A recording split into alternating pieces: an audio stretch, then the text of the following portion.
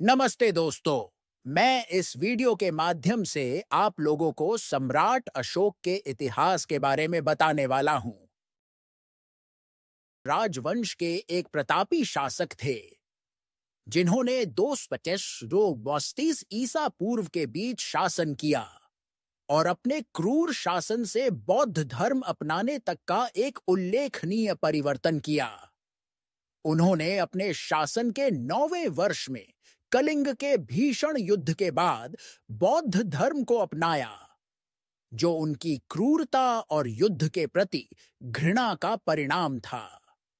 अशोक ने बौद्ध सिद्धांतों के आधार पर एक शांतिपूर्ण और न्यायप्रिय शासन स्थापित किया, जिसके तहत उन्होंने कल्याणकारी उपाय किए, जैसे सड़कों, अस्पतालों और स्कूलों का निर्माण।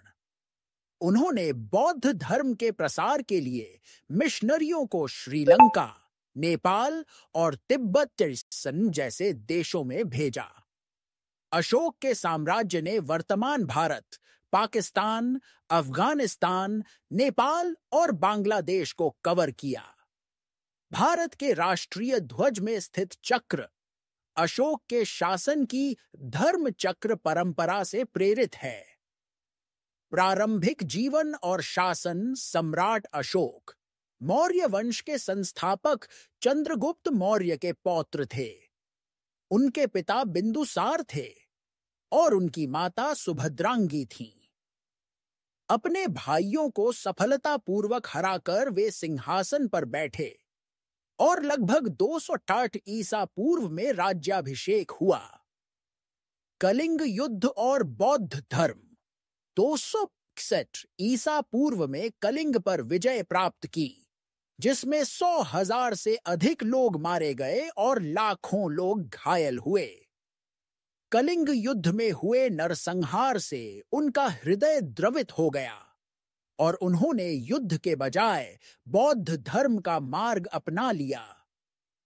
बौद्ध धर्म का प्रसार और धम्म उन्होंने अहिंसा, सत्य और सार्वभौमिक कल्याण के सिद्धांतों पर आधारित धम्म की अवधारणा स्थापित की।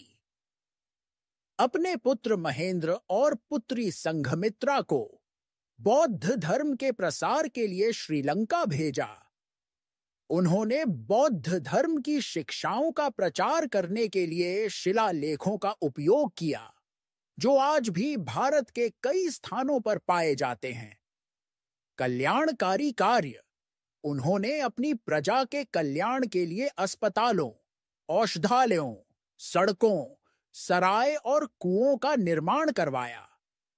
उन्होंने पशुओं के वध और बलि को प्रतिबंधित किया और मनुष्यों व पशुओं के लिए चिकित्सा सुविधाओं की स्थापना की।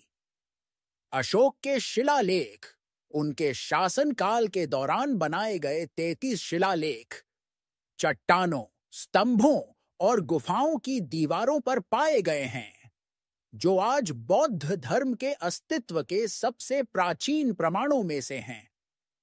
इन शिलालेख खों का उपयोग उन्होंने अपनी शिक्षाओं और धम्म के सिद्धांतों को प्रसारित करने के लिए किया।